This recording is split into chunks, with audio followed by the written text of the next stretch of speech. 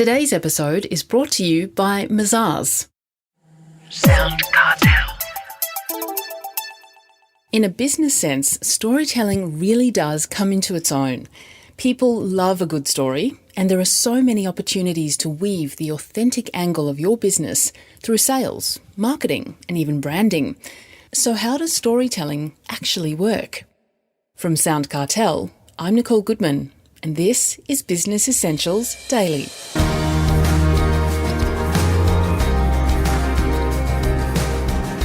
We all have a story to tell, each and every one of us. And we should use our stories to help build our brands and our businesses. Because storytelling works, says sales expert Colin Pearce. And he has examples to prove the point shortly. So, asks Heather Dawson, it's just that everyone loves a good story, right? Absolutely. A good story. A bad story doesn't help anybody. I had an example of a bad story. A chap had been to South Africa and he said, I had a wonderful experience in South Africa. And we said, this will be good. We sat and listened, a friend and I. And he said, yes, I was walking down the street and these two chaps were walking towards us. And then they crossed the road. It was dark. And I said I wouldn't take a taxi. I walked home. And just then the street lights went out. Yeah. And my friend and I looked at each other and said, what was that about? What were we supposed to do with the story? It didn't start, it didn't finish, it didn't go anywhere. That's a bad story. Nobody wants to listen to those, but you want to hear what happened to the baddie. I remember recording a children's story at Channel 10 many years ago, the Forgive and Forget or Monkey and Crocodile story, and the crocodile had come to the king and been the lion, the king of the jungle. He'd be given a month in which to pay his rent because he didn't have it. He spent it on fairy floss and boogeyman masks at the show. And so the monkey was the last to come in and he was allowed to live in the forest for 20 cents. He was so cute and whatever. Then we broke for lunch.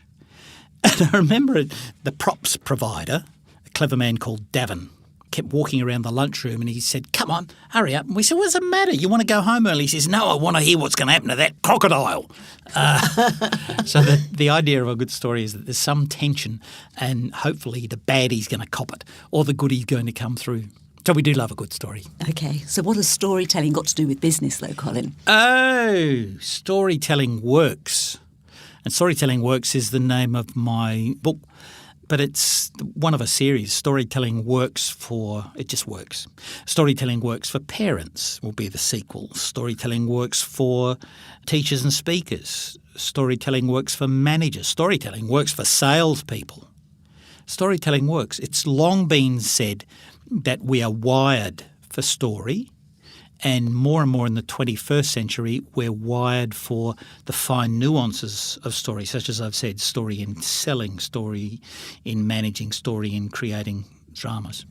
So when a business owner wants to introduce storytelling to make better sales, perhaps, Yep. influence people, what do they need to think about? Well, I think the best place to begin for any owner or manager of a business is to begin where the business began. I think you've had my good friend Bob Beaumont. I was helping him work out some induction systems for his people. 120 stores now. I started with him when there was one. And I met his father, Mr. R.J. Beaumont, always referred sacredly to as Mr. R.J. and Mr. Beaumont. And I asked Bob what his dad was like. And he said, well, go and ask some of the old employees. So there were people that had been with him for 40 years.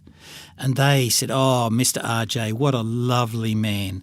And they would tell stories about he would give some of the people whose wives had been sick or whose husbands had died, he'd come out with a special turkey for them at Christmas, how he would deliver things to families, deliver tiles and grout to tradies who were caught at the last minute. And so we captured some of his values in the story. So now when a new person starts at Beaumont Tiles, they end up hearing the story of generous, good-hearted, good-spirited, kindly, well-meaning Mr. RJ.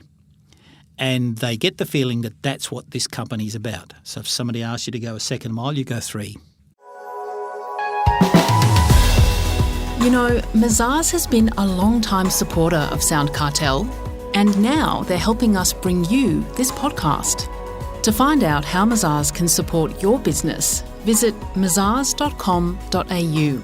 That's mazars.com.au.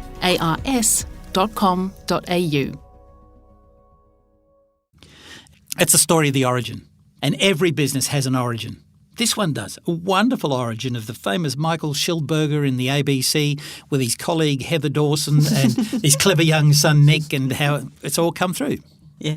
Find your founding story, get the values out of it, and work it through.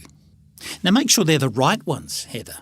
Shall I Yes. tell you what could be the wrong ones? Yes. Well, I worked with a building company, and I used to make up a Greek name just for a sales prospect. I would say, so salespeople, when you're in a show home and in comes Mr. and Mrs. Athanasopoulos with their children Hula, Sula, Thula and Pula and Tula, one of the guys said, no, we don't sell to Greeks.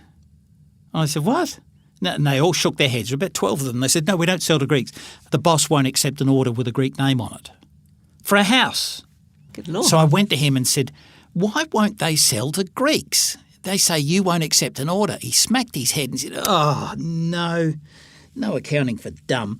And he said at every Christmas party he tells the story of how he and his partner were dudded on a speculative building they did for a Greek guy.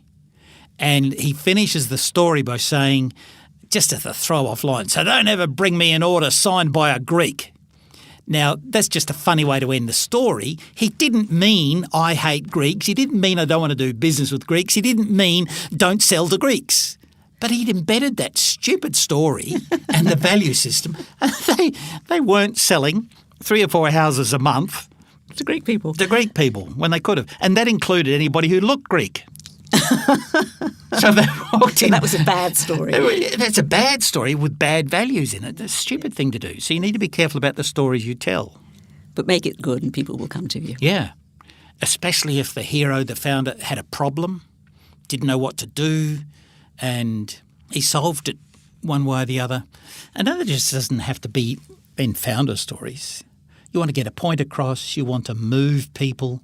I love what Andrei Segovia said, the famous classical guitarist. If you have any talent at all, it is far better to move people than amaze them. So you don't have to be a brilliant storyteller. You just have to find a way of moving them. I notice a lot of you here are having a problem with the customers taking you for granted. I remember when I first started, or just last week I was or my doctor told me that he, or my psychiatrist told me when she was dealing with a similar, and there your story goes, with a little crisis and a solution. Can I tell you the pattern? George M. Cohan's pattern for a good story? Yes. Quickly. Yes. George M. Cohan wrote many wonderful Broadway musicals, including many of the club songs of the AFL footballers. He said in Act 1, get the people to like the hero. Act 2, get the hero up a tree. Act 3, throw rocks at the hero. And in Act 4, get him out of the tree. And there you have the crisis is resolved. A famous publisher had above his desk the sign saying, no clash, no cash. So you can have a crisis in your story for it to work. Little one, doesn't have to be much. I had hives last week and I went to the doctor. That's it. That's a crisis. That was business coach and storyteller Colin Pearce.